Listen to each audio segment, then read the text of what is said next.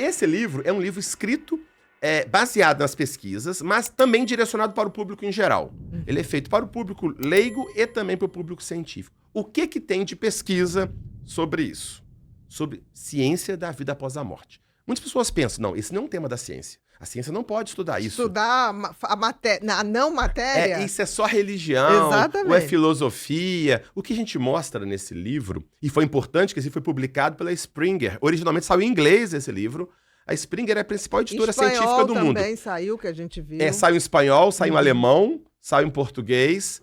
E a gente publicou de propósito na principal editora científica do mundo, a Springer Nature. E foi, segundo o nosso conhecimento, a primeira vez que uma grande editora científica internacional publica um livro sobre evidências de vida após a morte. Tá? Então, uma abertura no padrão internacional. E o mais importante que as pessoas vão aprender é que existem 150 anos de pesquisa científica sobre esse tema, que envolveu muitas das melhores mentes filosóficas e científicas da história. Então, há muita coisa pesquisada nessa área. O que a gente faz, então? Primeiro, a gente mostra que é possível investigar o fenômeno. Por quê? Como que eu trago para a ciência? Para ser ciência, eu tenho que ter fatos para observar. Então, se existe a consciência, a sobrevida da mente após a morte, eu tenho que ter evidências de que a mente está funcionando quando o cérebro não está funcionando. Exatamente. Então, nós vamos ver, há evidências de memória, de atividade mental, quando o cérebro não está funcionando? As experiências espirituais alegam que sim. Por exemplo, experiências fora do corpo, experiências de quase morte, experiências de aparição, experiências mediúnicas, pessoas que alegam memória de vidas passadas. Então, o que a gente faz é revisar o que tem de pesquisa científica sobre cada um desses temas. A gente mostra o que tem a pesquisa, a gente mostra as hipóteses mais comuns. Pode ser fraude, pode ser o inconsciente da pessoa, pode ser problema psiquiátrico, pode ser manipulação, tudo isso pode. São as explicações convencionais. Mas o que a gente vai ver, nos estudos bem rigorosos, essas explicações convencionais, de modo geral, não dão conta do total do fenômeno. Aí surgem duas outras possíveis explicações. Percepção extrasensorial, que a pessoa tem capacidade telepática de captar da mente de outras pessoas, por exemplo, e a própria sobrevivência da consciência. Então a gente vai fazendo uma revisão desses dados e tentando ver o que sugere. Então a gente mostra isso para os leitores, tentamos colocar de um modo bem acessível para todo mundo, mas para quem quiser avançar, quase em cada frase tem 2, 3 referências de pesquisas. No livro tem 350 referências de pesquisas científicas justificando cada uma dessas coisas. Quer dizer, deixamos... não é só o que vocês estão pensando. Não. Tem aqui 150 anos de história. E a ideia é dar para as pessoas as pesquisas, para a pessoa ter uma opinião, mesmo que ela forme uma opinião que ela acha que existe, que não existe, mas é uma opinião bem embasada.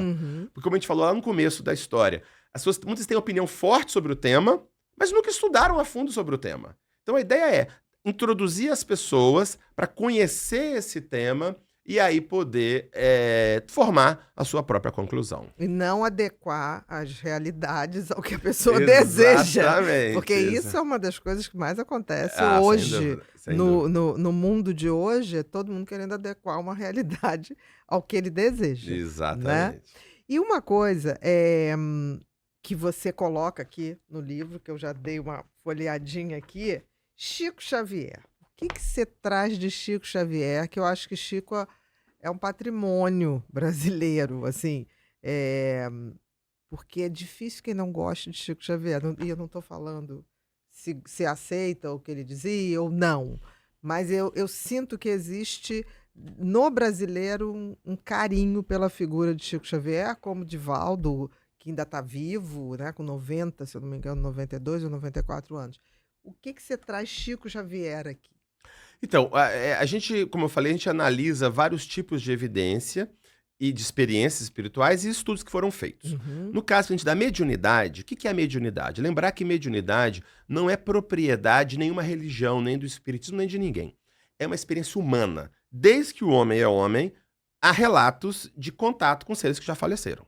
Né? Se a gente, por exemplo, eu li recentemente o livro A Queda do Céu, do Davi Kopenawa, dos Yanomamis no Brasil, eles têm relatos disso o tempo todo. A gente vê ao longo da história inúmeros relatos de pessoas que tiveram contato, estiveram sob influência, alegaram estar sob influência, pessoas que já faleceram. Sempre existiu, tá? E nós damos nome de médium a essas pessoas que têm esse Que relato. conseguem ver esses fenômenos. Que tem essas percepções. Aí vem a dúvida, será que é uma coisa da mente da pessoa? Será que é uma real percepção espiritual de uma consciência fora do corpo? E aí nós analisamos 2 médiuns que foram estudados com muita profundidade por muitos cientistas. Uma, a Leonor Piper, que foi nos Estados Unidos, investigada, por exemplo, pelo fundador da psicologia científica, William James, por 30 anos estudando, e ele se convenceu de que ela produz fenômenos e informações que não dá para explicar pelos meios convencionais, que ela realmente tem acesso a outro tipo de informação. E analisamos o Chico Xavier por ser um dado brasileiro. O Chico Xavier, como todo mundo conhece, né, foi um médium brasileiro que conquistou o brasileiro muito pelo seu jeito humilde de ajudar as pessoas, de evitar confronto, mas de trazer com firmeza uma mensagem de paz, de caridade, de fraternidade. Então ele é meio unanimidade Sim. no Brasil como um dos grandes lideranças espirituais do Brasil que traz esse aspecto. E, ao mesmo tempo, ele ficou famoso pelas suas experiências mediúnicas. E o que tem de estudo sobre ele? A Leonor também era uma atividade mediúnica. Isso, a Leonor Piper era uma médium de Boston, nos Uhum. Estados Unidos, que foi investigada por mais de 20, 30 anos, por muito também dos principais cientistas do mundo na época, Uhum. e a imensa maioria deles se convenceu que não dá para explicar o que ela produzia de fenômeno apenas por meios convencionais, que é fraude ou é o inconsciente Mas dela era produzindo. como se fosse uma vidência. Ela era mediunidade, ela tinha transe, ela escrevia coisas, falava. Bem parecido com Isso, o Chico. bem parecido. Nesse Bem aspecto. parecido. Isso, Uhum. isso. E o Chico, o que tem nele? Ele tem vários fenômenos muito interessantes. O primeiro, lembrando, ele era do interior de Minas, né, de Pedro Leopoldo, família super pobre, teve instrução até a 4ª série primária apenas, trabalhou desde 8 anos de idade, ou seja, numa cidade que nem biblioteca tinha, não tinha internet, não tinha nada. Só para poder lembrar. Óbvio, estou falando de 1920, 1930 e tal. Quando ele tinha 20 e poucos anos, ele começa a psicografar e ele publica um livro chamado Parnaso de Além Túmulo. Um livro em que tem poemas atribuídos a dezenas de poetas brasileiros e portugueses falecidos. Desde Castro Alves, Casimiro de Abreu, Olavo Bilac, etc. E o que é interessante? Existe um mestrado em literatura na Unicamp, do Alexandre Caroli Rocha, em que ele comparou o estilo literário do poeta em vida do estilo literário do poeta, alegadamente pelo Chico Xavier. E é muito impressionante, porque para cada poeta, pelo Chico, esse poeta que se comunica de alguma forma, ele conhece o repertório cultural, o conhecimento daquele poeta, o estilo literário daquele poeta para cada um deles. Então, ou seja, o Chico teria tido acesso a centenas de textos de dezenas de poetas, ser capaz de entender todos eles e captar qual que é a essência de cada um e reproduzir cada um deles. Tanto é que Monteiro Lobato, à época, disse o seguinte: se o Chico Xavier escreveu por ele mesmo esses livros, ele merece quantas cadeiras ele quiser na Academia Brasileira de Letras. Então, assim, é um negócio muito impressionante. E tem um detalhe interessante. E depois, esse mesmo pesquisador da Unicamp, o Alexandre Caroli Rocha, fez um doutorado, do qual eu fui da banca dele, do Humberto de Campos. Humberto de Campos é um outro escritor brasileiro, não era poeta, mas era um jornalista, escritor, que também era muito famoso no Brasil nos anos 20, 30, e também, poucos anos depois que ele faleceu, o Chico alegadamente escreveu por ele. E é muito interessante, porque o Alexandre ele leu o que o Humberto de Campos escreveu, supostamente pelo Chico, e em vida, e ele viu que os textos do Humberto de Campos pelo Chico, eles faziam o tempo todo referência cruzada, bem sutil, a inúmeros textos do Humberto de Campos em vida. Tinha que conhecer muito bem. A obra profundamente. E tinha um outro detalhe pior. O Humberto de Campos, ele escreveu um diário secreto, em que ele botava as fofocas da época, escreveu em vida, um diário secreto das fofocas do meio intelectual, do meio artístico brasileiro. Só que tinha tanta fofoca que ele mandou colocar, quando ele morresse, no cofre da Academia Brasileira de Letras e ficasse fechado por vários anos lá. Depois, décadas depois, esse diário veio a público. E há textos do Chico, alegadamente do Humberto de Campos, que fazem claramente referência a coisas que estão nesse diário secreto, que era secreto, que estava no cofre. Então, esse é um exemplo de fenômeno que chama muito a atenção sobre o Chico. outro aspecto do Chico chama atenção. Essa foi uma outra pesquisa que foi publicada por colegas nossos de Juiz de Fora, mas numa revista internacional. Nos anos 50, quando o Chico estava psicografando, ele falou sobre a glândula pineal, que é uma glândula que tem no nosso cérebro. Isso. Nos anos 50, se achava que a pineal não servia para nada. Nem o hormônio, a melatonina, se tinha descoberto ainda. Não sabia de nada. A pineal não servia para nada. Mas neste livro, alegadamente por um médico, o André Luiz, médico desencarnado pelo Chico, ele começa a falar que a pineal tem uma série de funções, uma função endócrina, uma função reprodutiva. Começa a falar várias funções da pineal e como é que ela funciona.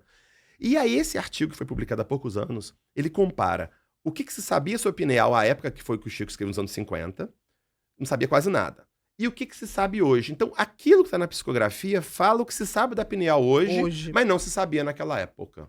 Então, é outro dado interessante. E, por fim, o outro dado, talvez muito interessante do Chico, que a gente publicou, eu orientei dois pós-doutorados em parceria aqui com a USP, sobre as cartas psicografadas pelo Chico Xavier.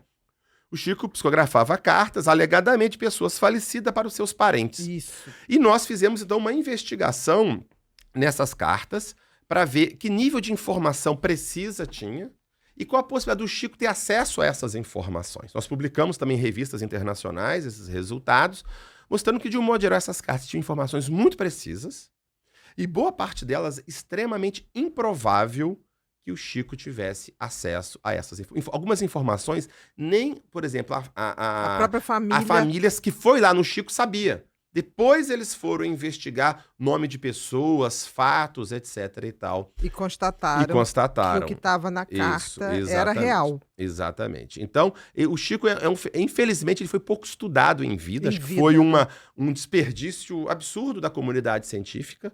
Mas tem havido um esforço, né, de resgatar alguma coisa nesse sentido hoje em dia. E é interessante, né, porque assim, Chico falava muito da reencarnação, como Kardec, né?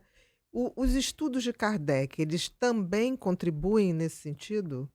Desse estudo da espiritualidade, da saúde? Então foi interessante que você colocou. O Kardec, é interessante o seguinte, que no Brasil tem uma visão basicamente mais religiosa do espiritismo como um todo. O Kardec, na realidade, ele era um intelectual francês, né, que em 1850 aproximadamente, ele resolve estudar racionalmente essas experiências espirituais que aconteciam na época. Que aconteciam. Isso. E ele propõe a ideia de usar a ciência para investigar esses fenômenos espirituais. Ele dizia que não havia oposição entre ciência e religião e que você deveria e poderia usar a razão e a ciência para investigar esses fenômenos. Então, o Kardec faz parte de um movimento que teve no meados do século XIX para a investigação científica destes fenômenos espirituais. Tá certo? E ele tem alguns insights muito interessantes. Por sinal, aproveitando o ensejo, vai sair agora numa revista chamada History of Psychiatry, da Universidade de Cambridge, um artigo meu com outros dois colegas, investigando justamente o método de Kardec de investigação de fenômenos espirituais. E vai ter também, para quem tiver interesse, no final de novembro, na Universidade Federal de Juiz de Fora, vai ser o primeiro congresso acadêmico de investigação sobre Kardec. Ou seja, estudar o Kardec como um pensador na Federal de Juiz de Fora. Juiz de Fora vai ter esse... Final de novembro. Um congresso aberto para quem quiser participar. E quem quiser depois entra nas minhas redes, a gente vai estar anunciando. No teu Instagram tem tudo no meu Instagram lá. Mas meu ainda vai deixar o recado. Vou colocar. Então, vão ser pesquisadores que realizaram mestrado, doutorado, pós-doutorado, professores titulares de universidades que estudam Kardec enquanto um pensador. Então, o Kardec, sem dúvida, ele foi um inovador, um pioneiro nessa área, e eu acho que várias das suas propostas são bastante interessantes, que podem ser úteis para a nossa exploração. É porque ele começou no movimento de estudar aquilo que estava sendo descrito, Isso. não de julgar ou dar uma verdade absoluta, era simplesmente observar. Cursos completos com conteúdo de qualidade, uma bagagem única sobre TDAH, ansiedade, depressão, psicopatia, toque e borderline. Masterclasses com os tópicos mais pertinentes da mente humana e habilidades emocionais. Uma linha direta para conversar e tirar dúvidas comigo e muito mais. Tudo isso em um só lugar. É a esse ecossistema que os membros da nossa comunidade Ser Humano Sustentável têm acesso. e tem certeza que pode te ajudar a entender melhor sua mente e alcançar sua melhor versão. Tudo isso através do conhecimento. E fica ligado, são raras as vezes em que as portas da comunidade se abrem, e sempre por tempo limitado. Então, não vai deixar essa oportunidade passar.